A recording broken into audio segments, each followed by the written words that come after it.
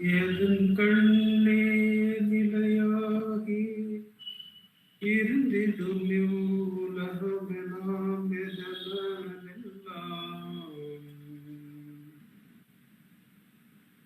எது நின்று அனைத்துலகும் எழும்போ மற்றிவையாவும் எதன் பொருட்டாம் எதனால் இவ்வையமெல்லாம் எழுந்திடும் எல்லாமும் எதுவே ஆகும் அதுதானே உளபொருளாம் சத்தியமாம் அச்சொருபம் அகத்தில் வைப்பாம் வினயும் விபக்தி வியோகமஞானம் இணையவையார்க்கென்றாய்ந்திடலே வினை பக்தி யோகமுணர்வாய்ந்திடனானின்றியவை என்றுமிரா ராகமனலே உண்மையாம் வினையும் விபக்தி வியோகமஞானம் இணையவையார்க்கென்றாய்ந்திடலே வினை பக்தி யோகமுணர்வாய்ந்திடனானின்றியவை என்றுமிரா ஆகமனலே உண்மையாம். Namo Ramana. So we have come up to the verse on Mahayoga by Bhagavan. The verse number 14. It is called Mahayoga verse because Atmavicharam is referred to by Bhagavan as Mahayoga through this verse. That it is the integration or simultaneous practice or the singular practice that is at the same time karma, bhakti, yoga and jnana margas, the jnana yoga margas. So that is why Lakshman Sharma ji in the work Mahayoga writes that Bhagavan calls Atmavicharam as Mahayoga. So this is the verse which delineates that nature of Atmavicharam. I have taken the Ashram's collected works translation for this verse. The English translation goes like this. It is a bit explanatory, so I have selected that. What is Karma Marga, Bhakti Marga, Yoga Marga or Jnana Marga? It is to inquire whose is Karma, Vibhakti, Viyoga or Ajnana. The verse starts actually in the second sentence. The first sentence in the translation is explanatory because the verse addresses that. What exactly is Karma Marga, Bhakti Marga, Yoga Marga and Jnana Marga? Whose is this Karma? Whose is this Vibhakti? Whose is Viyoga? And whose is Ajnana? Inquiring thus, the ego vanishes. For whom is the Vibhakti? For whom is the Karma, Vibhakti, Viyoga and Ajnana? The inquiring thus, the ego vanishes to abide as the self, wherein these faults and the paths to correct them have never been. He is indeed Karma, Bhakti, Yoga and Jnana Margas. So the translation in the collected works is very clear without much explanation in the body required. So I have selected that.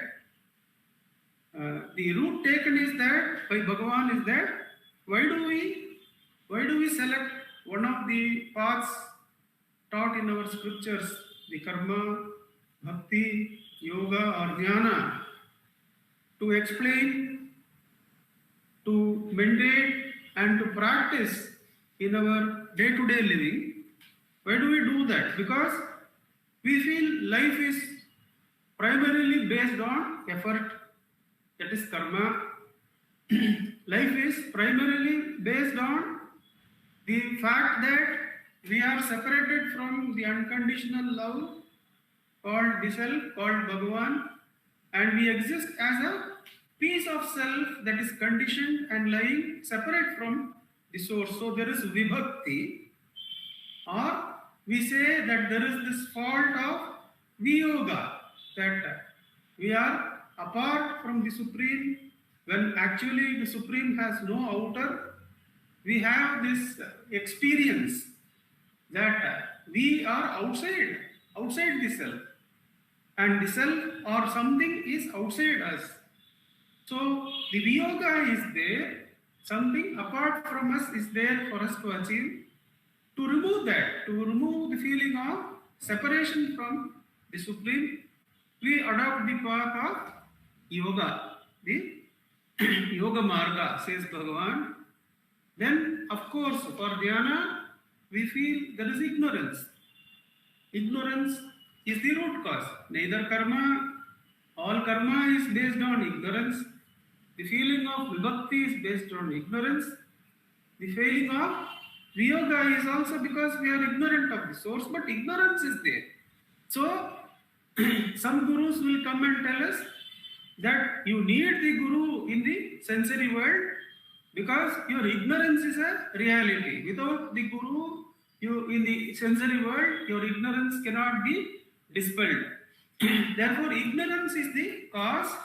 Therefore, from a proper guru, you have to take the information, the knowledge, and then practice it in the mind so that the ignorance is removed and the jnana yoga or the oneness in consciousness is reached. So, this is the primary way in which the four faults and the paths to correct them arise. The karma marga, the bhakti marga, the yoga marga, and the jnana marga. But Bhagavan says, for whom is the fault, if you inquire? For whom is the feeling that only by effort can we reach the Supreme? Only by removing the vibhakti we can reach the Supreme. Only by removing the fault of viyoga or the fault of ajnana can I reach the Supreme. For whom is this thought? For whom is karma, vibhakti, viyoga or ajnana? To inquire like this. And the moment you inquire this, what happens? That fellow who says, I am there, and for me these faults and paths are there, that fellow vanishes without being. The truth of the being, of the ego being inquired into, it is uprooted totally as a non-existent being. The very being of the ego is dependent on something else. Therefore, when the ego itself is removed, all the faults it had assumed for itself and all the paths it had to go through all vanish as non-being, as non-existent. And Bhagavan says, to abide as that self, where there was never karma, there was never vibhakti, there was never viyoga, or there was never ajnana. To abide as that self is indeed karma, bhakti, yoga, and jnana. This is the import of this verse on Mahayoga. Why Atmacharam is called as Mahayoga? It goes to the root of the problem, which has been described differently for the convenience of the nature of the sadhaka. It has been described variously. The fault appears to be described differently for various sadhakas, and then the paths are also devised so that they can practice, purify, and finally come to who is the practitioner. Who is the practitioner of Karma Marga? Who is the practitioner of Bhakti Marga? Who is the practitioner of Yoga or Jnana Margas? That final question remains to be inquired into and will be inquired into and will be crossed. Whereas in Atma Vicharam, that is the only question that is inquired into throughout. So, that is the meaning given by the collected works of Sri Ramana Maharshi. I don't know, but I think it is Author Osborne's translation. I'm not very sure about that, but it is in the authorized collected works. I'll read the meaning again. What is Karma Marga or Bhakti Marga or Yoga Marga or Jnana Marga? It is to inquire whose is Karma, Vibhakti, Viyoga or Ajnana. Inquiring this, the ego vanishes to abide as the self, wherein these faults and the paths to correct them have never been. He is indeed Karma, Bhakti, Yoga and Jnana Margas. That's why Bhagavan would say, for those who are practicing Atma Vicharam, no other rule is required. It is self-contained. It is Karma, Bhakti, Yoga and Jnana all together in one sadhana by asking, for whom is this thought? We go into the verse proper, which is very interesting when referred to in the context of certain portions of the Bhagavad Gita. Bhagavad Gita is so vast and detailed, but Bhagavan has taken Bhagavad Gita Sara, 42 verses. So, a look at some of the portions of Bhagavad Gita makes it clear how Atma Vicharam is really an inquiry into for whom is Karma, Bhakti, Vibhakti, Viyoga and Ajnana. Now how can this one sadhana, how can this inquiry into one sadhana, I have referred to the Bhagavad Gita commentaries by one Swami Krishnanandji from Shivananda Ashram. So that's a download version is available. Those who are interested can see. There are of course many commentaries, but since it is referred to Karma, Bhakti, Yoga and Jnana Margas, I felt we can have the information from the Bhagavad Gita itself and then see how Atma Vicharam takes care of the requirements of each of those margas, which undoubtedly each one of us have followed at one time or the other. Now, the clue is in the second chapter itself, where the Sankhya Yoga or the yoga, the knowledge about the rest of the chapters of Bhagavad Gita is given a preview almost. One of the commentators says that the rest of the chapters of Bhagavad Gita is an expansion or a commentary on the chapter 2. And Bhagavan comes repeatedly to chapter 2 again and again, saying that Arjuna was informed about the highest truth in chapter 2 itself, but since he could not assimilate that there was never a time where you, me or these kings never went into non-existence, ever went into non-existence. We always have existence. We never go into non-existence. So there is nothing like non-existence is the primary truth that is brought out in the second chapter. Bhagavan says that though this was informed, since the mental condition of Arjuna required further explanation, the margas and the questions under the margas have been answered by Sri Krishna according to the mental state of Arjuna, says Bhagavan, not in one place but in many places in the talks. So when we go into chapter 2 a little bit, we see that there is this division between Purusha and Prakriti. Purusha is the subjective consciousness and Prakriti is the objective experience. Now, the presentation made by the commentator here is that Can there ever be a situation where consciousness is not there? Even to know that there is a break, one should have consciousness. So therefore, consciousness, the underlying consciousness alone has to be the Paramartha or the supreme state. Now, in Atma Ucharan, what we do is that we leave the experienced and hold the experiencer.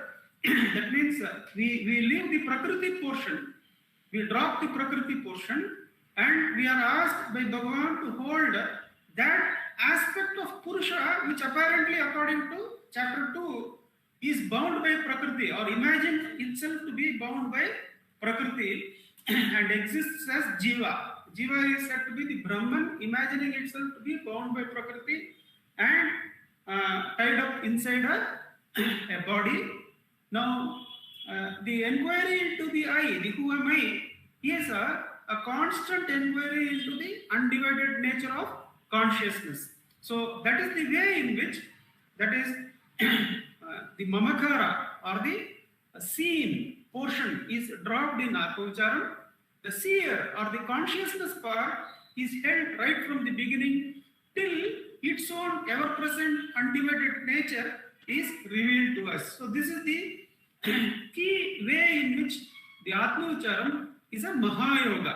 Mahayoga is the essence of all the yogas, because in the other yogas, the Mamakara, the experienced portion, is dealt with some rules so that there is purity brought into the consciousness, and eventually that pure consciousness or purity of the mind enables it to have the strength to do Atma Vicharan. So the Atma Vicharan portion one can consider as the, like Vedanta is for Vedas, is on the ultimate step for each of these parts, or the underlying portion, underlying support for all the parts.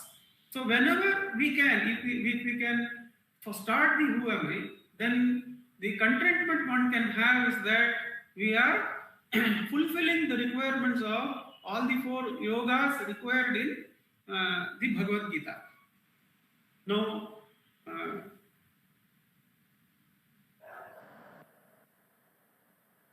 is the Bhagavad Gita itself indicating that it is about the undivided consciousness? There are so many contents of the Gita that is there ever an indication of the importance of the undivided nature of consciousness? There is, that every chapter ends with this statement, Brahma Vidyayam Yoga Shastre Krishna Arjuna Samvade.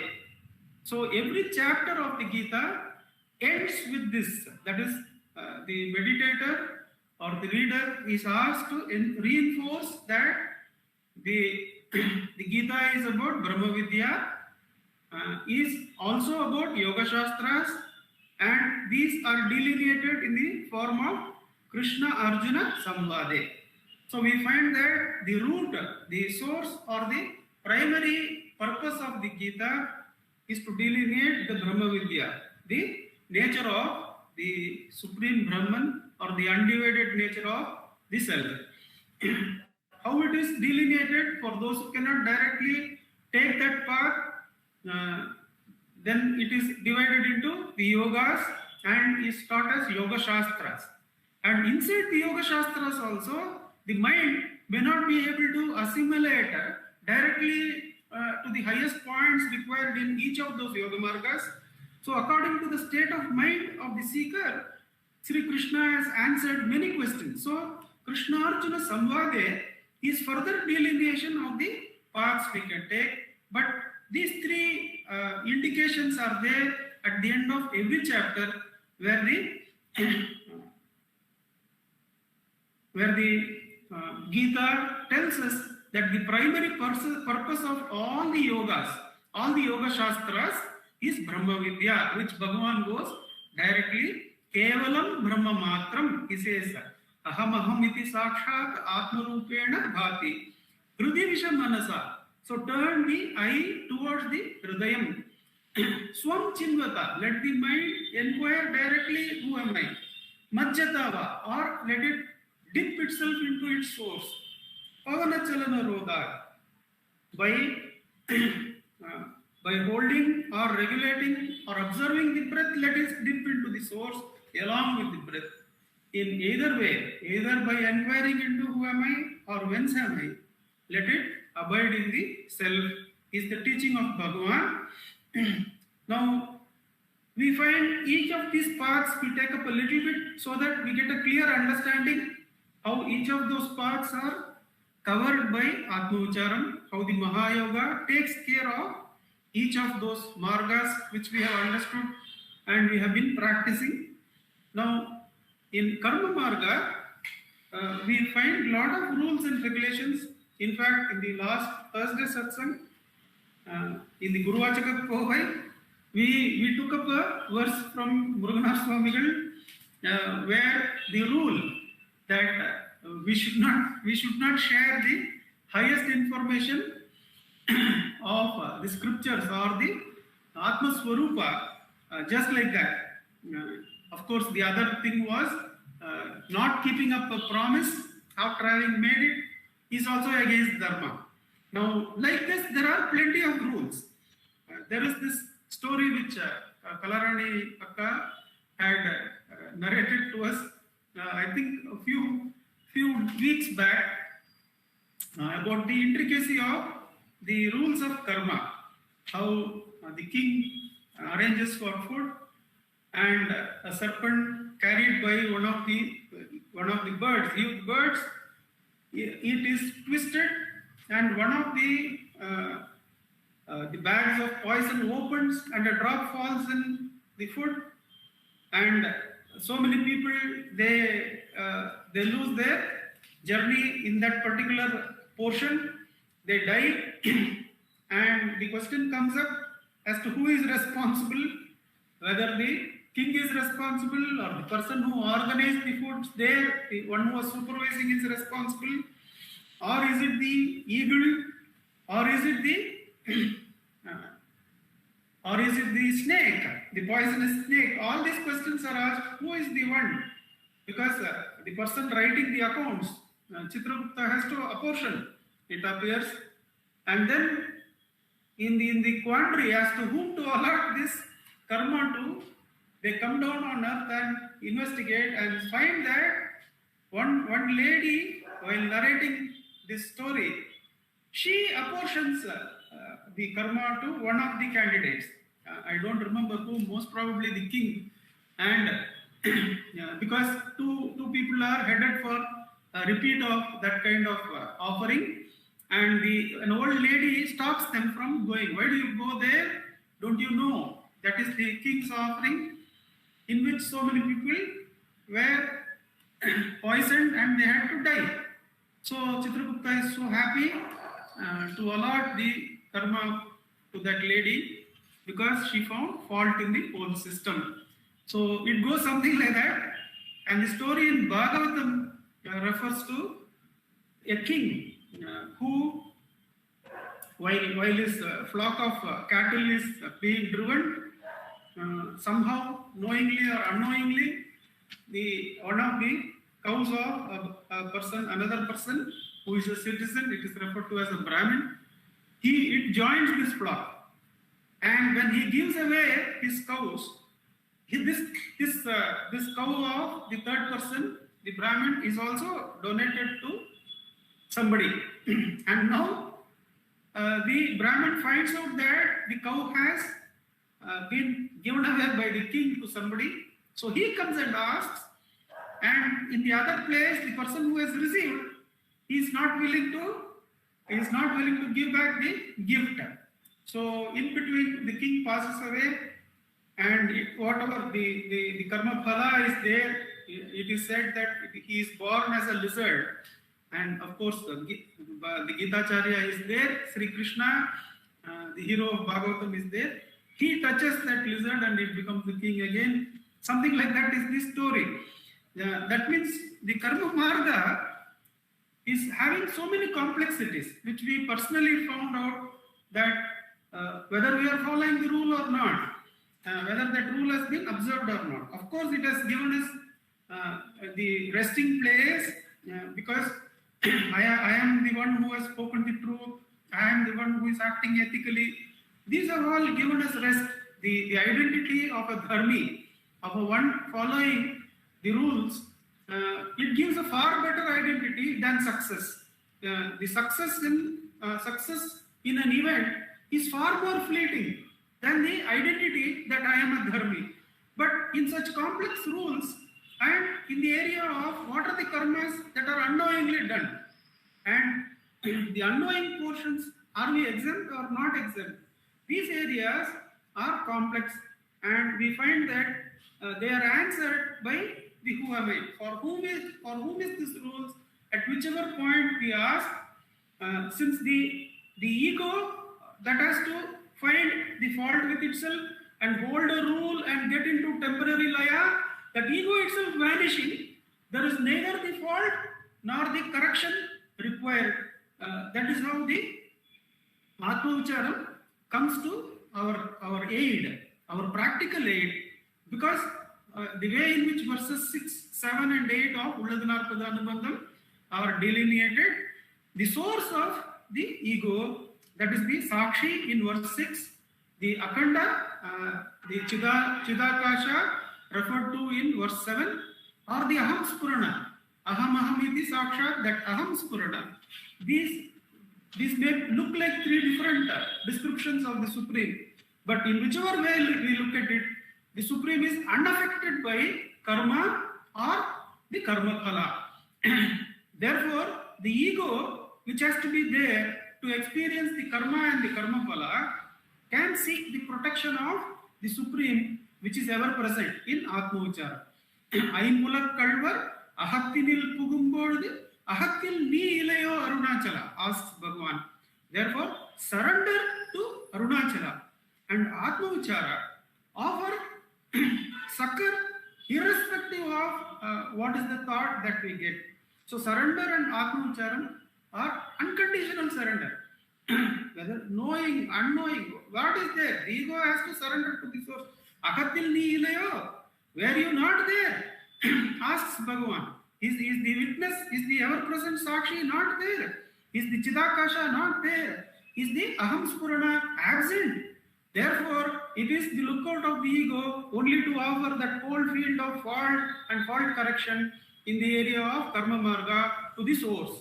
That gives it eternal rest and ever-present rest and true rest.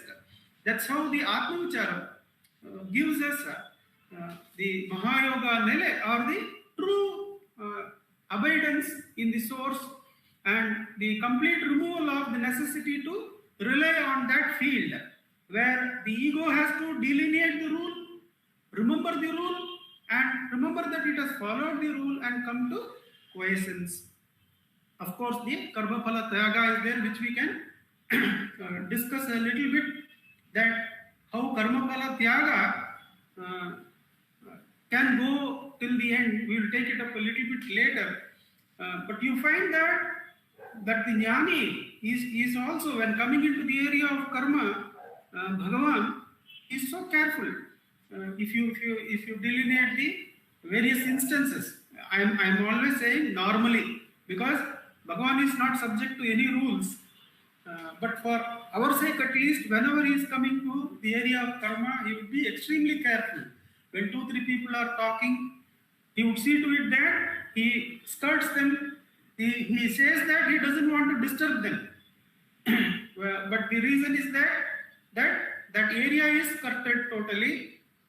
We find 2 instances where the karma marga's difficulties and the intricacies are pointed out by Bhagavan. Once a bird is hit by a young hunter boy with a catapult, and the bird falls at Bhagavan's feet. And he picks it up and he says, it is injured, but a little bit of honey or something, it can be saved. Then he looks at the boy and he says to the assistant that if the boy's hunger is addressed with a few coins, that would be nice. He doesn't say you give or you go to the ashram and give and all that. He says, see, this itself, saving the bird involves the karma of putting the boy into hunger. And Bhagavan says to the person, attendant Udta Nalla Irkum. Then the attendant runs to the office, gets whatever small coin, gives to the boy, and we find Puvan, the shepherd, he loses a pregnant sheep, and for him it must have been very much worthy, because he is terribly worried, and he comes to Bhagavan, and Bhagavan shows him where the mother and the delivered kid are there. But before that, before revealing to him where he will find the sheep, he makes him work. He makes him, Bhagavan is building a wall or something.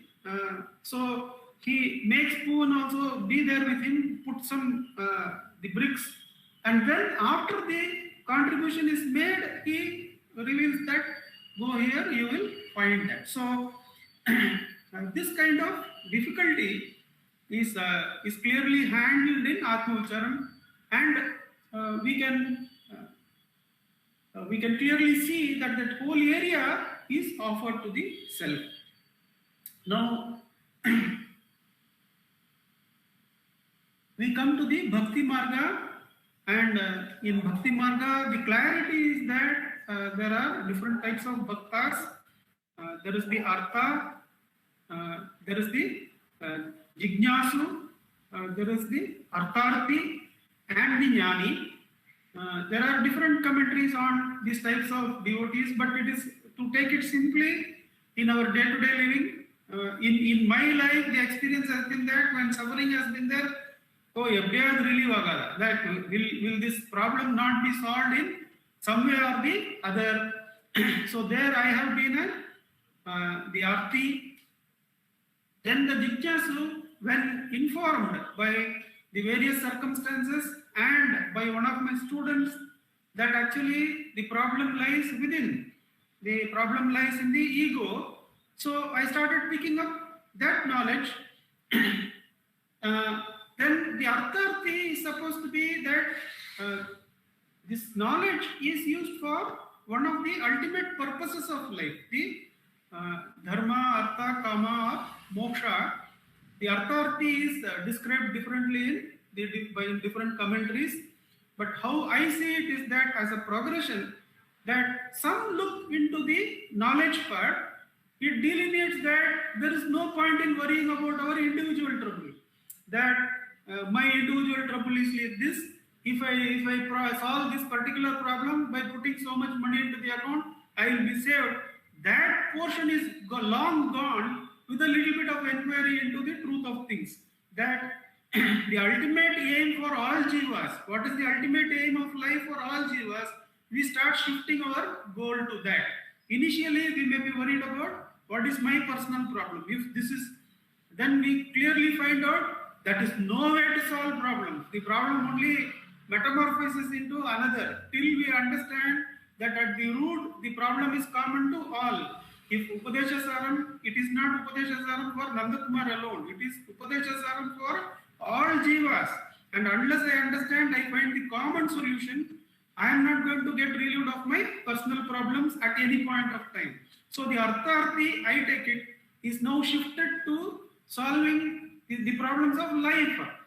The common problems of life. Initially, he may make the mistake that it may be wealth-oriented, it may be dharma-oriented, or it may be oriented towards a relationship. But finally, he will come down to the mumukshutva or the moksha marga. Now, the final is the jnani. The final bhakta is the jnani state, which Venkateshji very nicely says that we stop looking for what God is giving and start looking for God himself or God itself. That we are no more interested in that what gifts we have to ask from God, that we are apart from God. That state is gone, and we start understanding that God cannot be something fragmentary, something divided as he and I. Neenan arakkuli nidangali mayamai nindridum nilayarul arunachala. We come to that point that this division between the Supreme and ourselves, let it vanish is our request. Now all these don't seem to be there in Atmaucharam. The beauty of all this, but one should understand that in all this there is the ego.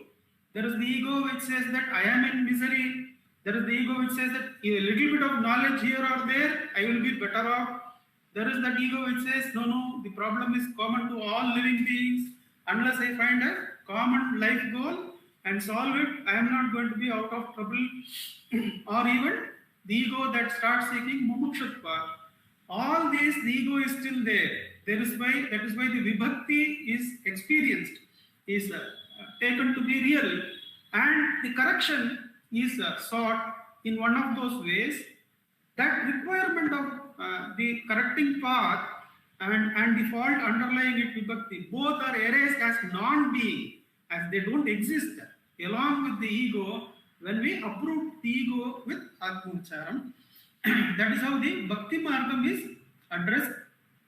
I have put up the beautiful qualities of a Bhakta, of the highest devotee, mentioned in verses 13 to 20 of chapter 12. You can go through that, but primarily the qualities involve the transcending of the opposites, the I and mine, the good and the bad, all those, the pairs of opposites. All the pairs of opposites are dependent on the ego. And in Bhagavan's Ulladu Narpadu, Bhagavan says, Irataigal, Muppudigal, Endrum Ondru Patri Irupavam, Avondredendru Karupinul Kanda, Kadalumar, Kandavare, Unmai Kanda, Kalangare Kam. All the disturbances due to the dualities, they are all transcended. The requirements of the highest devotee is automatically given to the one who erases the ego. The qualities are not hurting of a single living being. When no living being is considered apart from the one, where is the question of hurting or wishing ill? Those things don't happen. You find that the erasing of the ego automatically brings the good qualities. As Bhagavan says in top 146, all bad qualities are associated with the rise of the ego, and the erasing of the ego is the ultimate of all good qualities. And finally, there is neither good nor bad quality in the self. The qualities are transcended in the self. That is the connection between how the requirements of Bhakti Marga are totally attended to and transcended by Atmavicharam. And we go to the Yoga Marga, which Bhagavan explains to us in the verse 4 of Arunachala Pancharatnam. Velividayam Vittu Vilangum Marunesa. We can't find a better phrase than that to explain the Yoga Marga. That the Supreme is taken as that which has no outside. There is nothing outside the Supreme. That is, therefore, what the yogi does, whatever appears as outside or outgoing, he drops it. He offers it in sacrifice and goes inward, because there is no outside for the Supreme, and the Supreme cannot be merged into by having something outside still. Therefore, the yogi, he drops the outgoing breath and abides in the kumbhaka, in the inward breath, and he drops the outgoing mind and takes the mind to the source and sees the light of consciousness, says verse 4 of Arunachala Pancharatnam. Velividayam Vittu Vilangum Marunesa, Valiyadakka Nirkum Manathal Nulamadamil Unnai Dhyanithu Yogi Valikanu Unnil Uyarvuru Idun.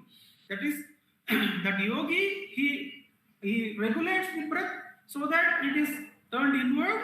He regulates the mind so that the mind is turned inward, no outward movement.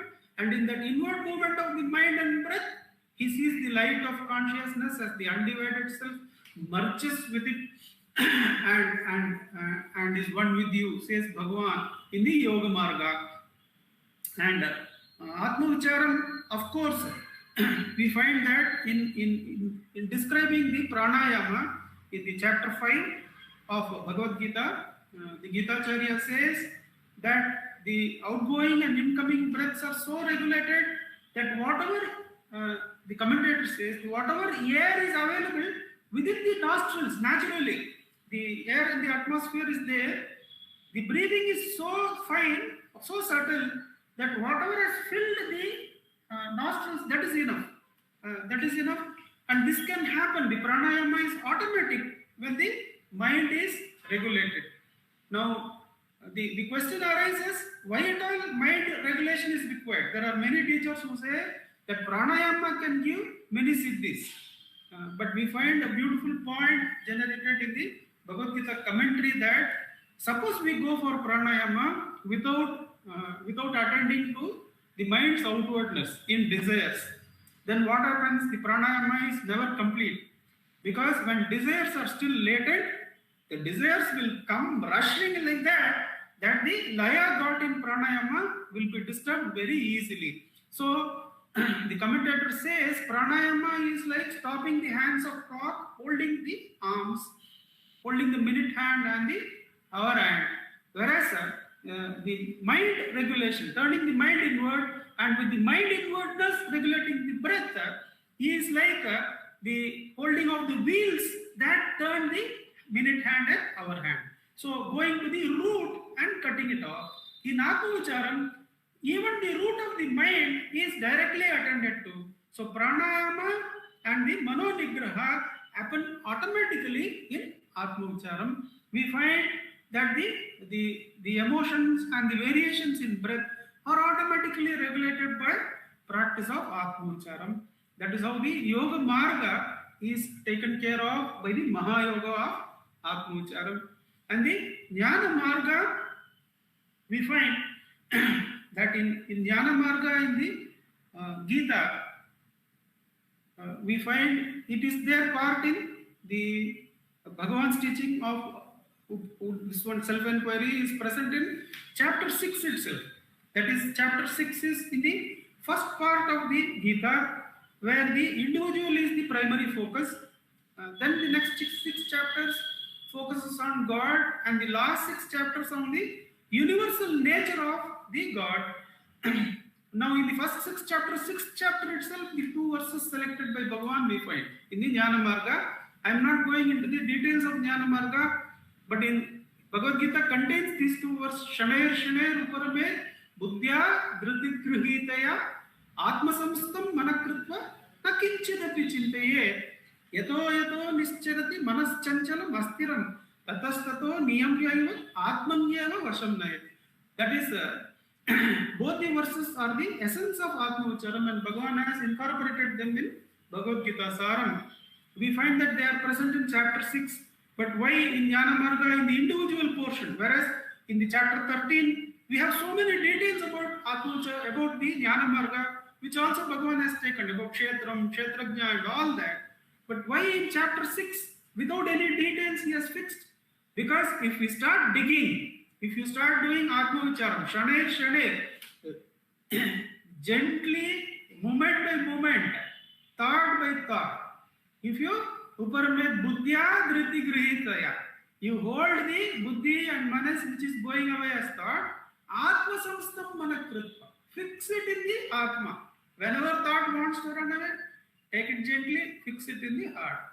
Nakinchidapi chintaya, not even the slightest way you take thought.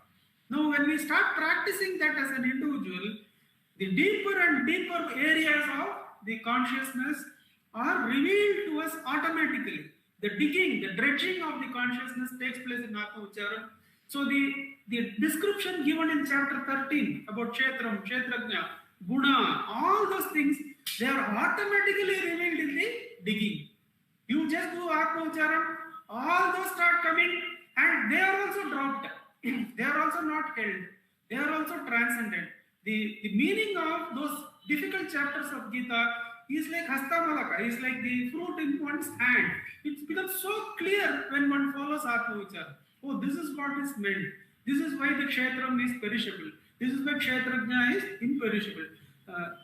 Therefore, the Kshetrajna of all the Kshetras is Sri Krishna.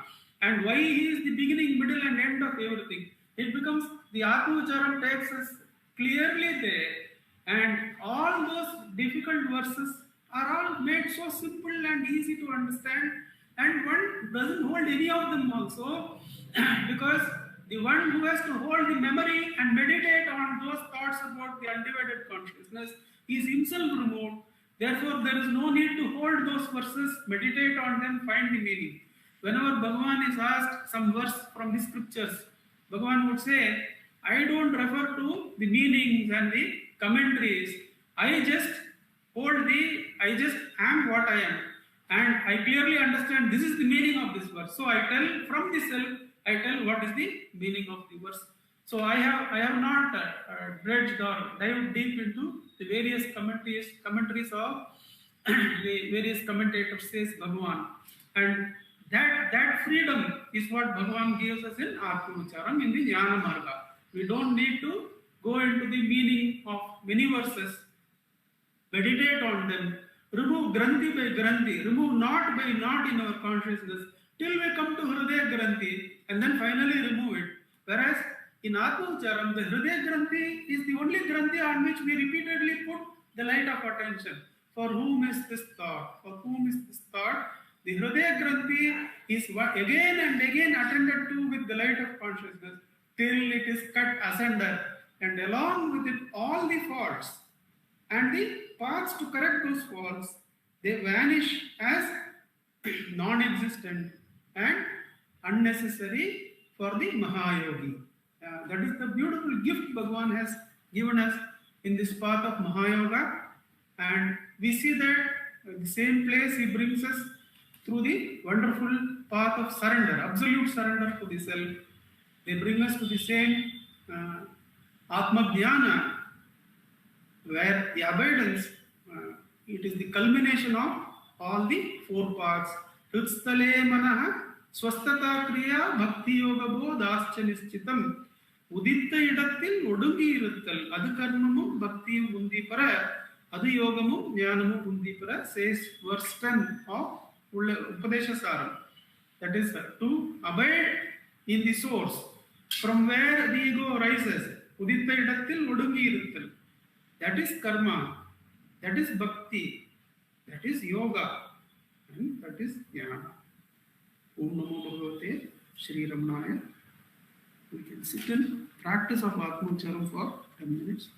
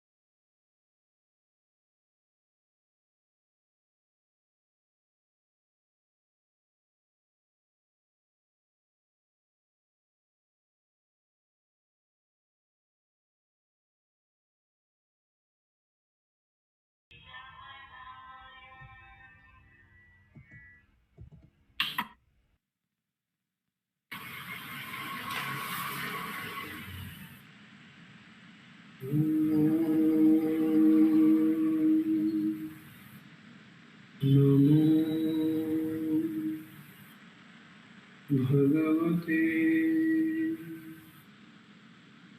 Shri Ramana.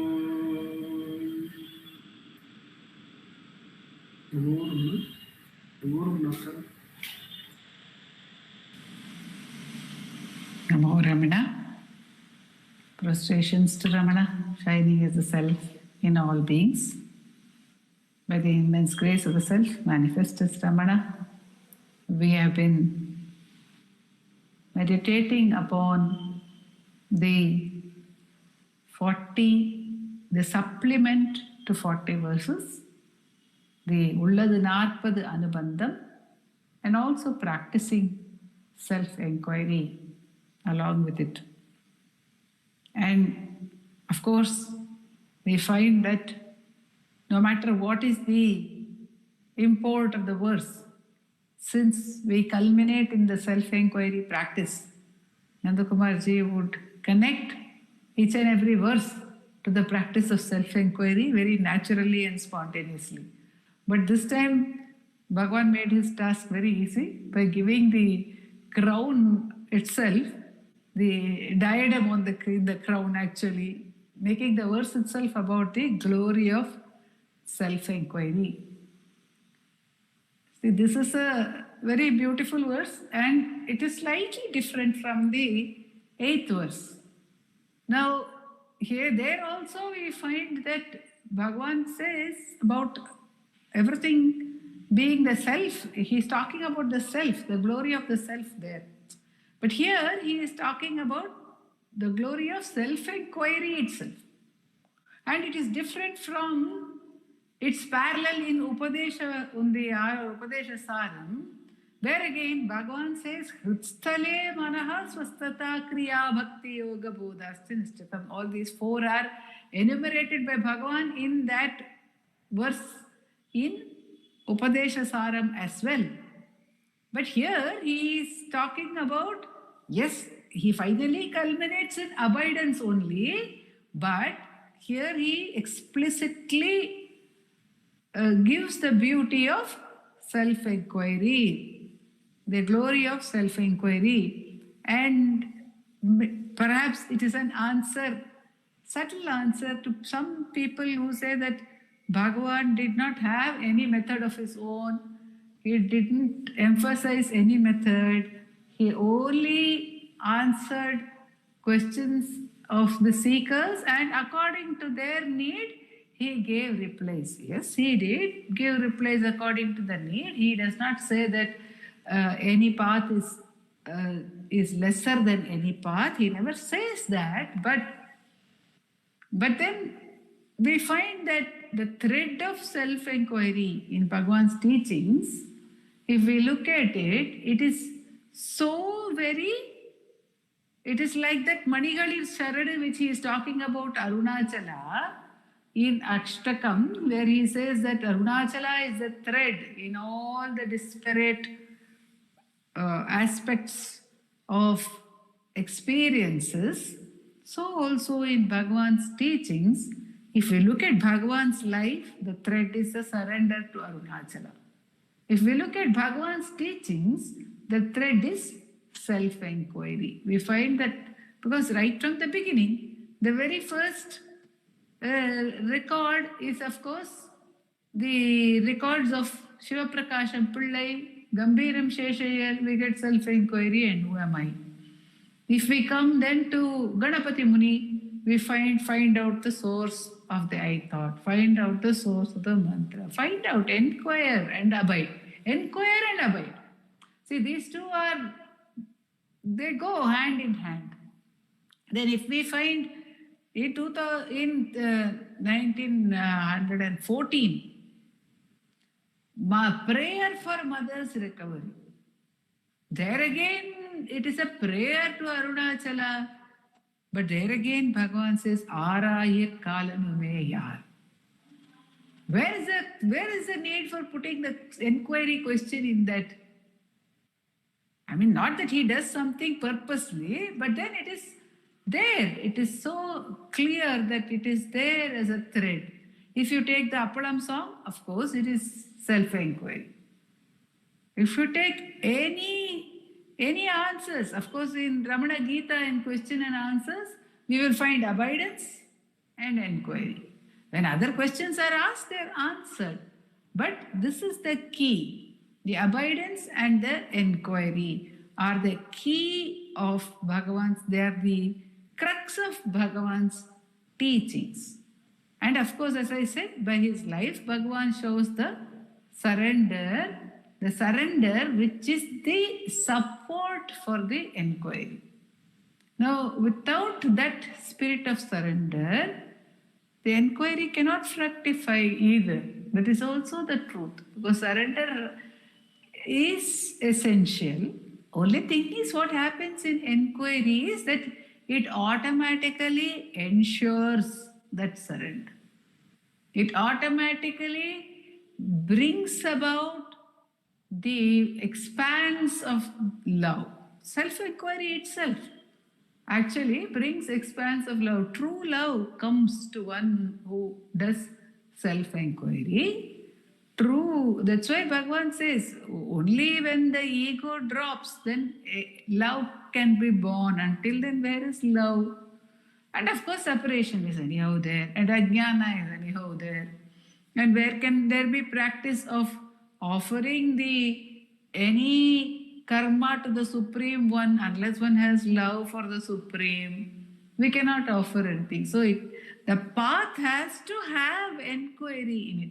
See, otherwise what will happen if I think that I am just offering my karma to the Lord? It would become a thought. It would become my thought. It's a good thought. It would be a purifying thought. As Nandakumarji pointed out today, it will have to lead to finally the question. We find in Tripura Rahasyam that Parashurama encounters Rama in battle.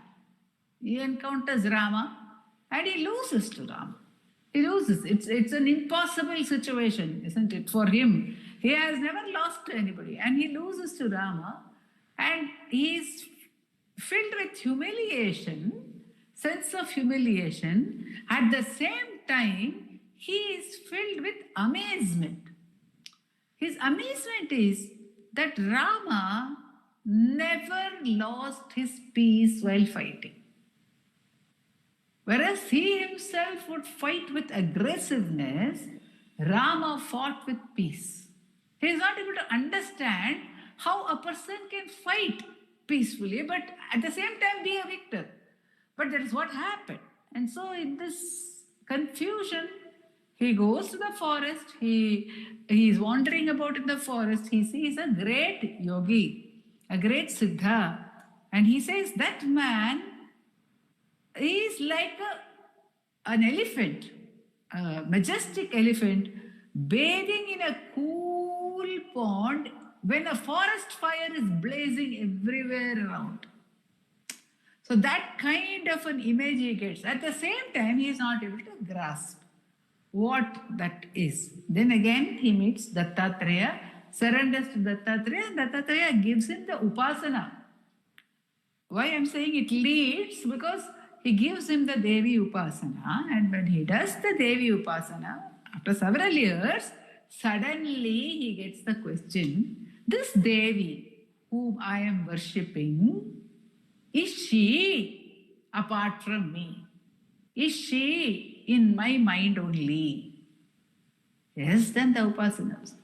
Is she my own mental projection? Then he goes back to the Guru, and the Guru says, now you have come to self-inquiry. And then, of course, he gives him the path of self-inquiry. So that it leads, Bhagavan would always say, Adu kondu pohu, adu kondu poyi udo. It will take you there. It will lead you there. It will lead you to self-inquiry.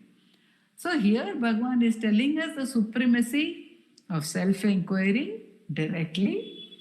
And again, it has been emphasized for us by Nandakumarji in his characteristic manner and brought home to us the sweetness of the path.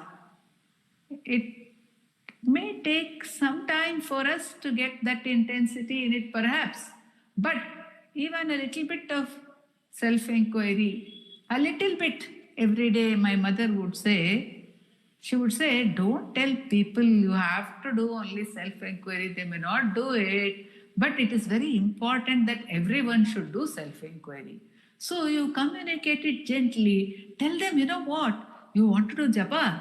Okay, you are doing japa and your mind wanders, isn't it? When your mind wanders from your japa, ask yourself, whose mind is wandering? Who is this I who is wandering away from the japa? Then just ask yourself that much, enough. Ask yourself, who am I? Then get back. Then your mind will automatically come back to japa. Continue japa. Tell them to do, put self-inquiry little bit at least in the midst of whatever sadhana they are doing. It will ultimately help them, she used to say. So she said, let it not be postponed till when that sadhana brings us to self-inquiry. Let us try and introduce self-inquiry along with every other sadhana that we do. If we need to do karma, let us do karma and self-inquiry. If we need to have love for Bhagavan, let us have love for Bhagavan. And because we have love for Bhagavan, let us practice self-inquiry because he asks us to do it. Because of love for him. And of course, if we want union, then we must know who is separated. Otherwise, who is to be united? For whom is this separation is such a crucial question as Bhagavan is asking us to ask. And it is obviously the Jnana path. It is obviously the way to abide in the self. And again, another stamp of Nandakumarji's, which we found today, is while treating the Bhagavad Gita work, that is Shanai means again and again. Also, Nandakumarji says with a light touch. He always tells us with a light touch. Because that again, I feel, is probably the stamp of self-inquiry. That you do not, you are not grabbing anything. In self-inquiry, you can't grab anything. You can't try to grab anything because you're asking, you're questioning the very one who's grabbing. So automatically the approach becomes pain-free also. The approach is not aggressive and painful as it could get in any other sadhana. So that is another beauty which we saw, which was again repeated to us for our practice today by the grace of Bhagavan. Om Namo Bhagavate Sri Ramanaya. Namo Ramana. Thank you so much. Namo Ramana to all.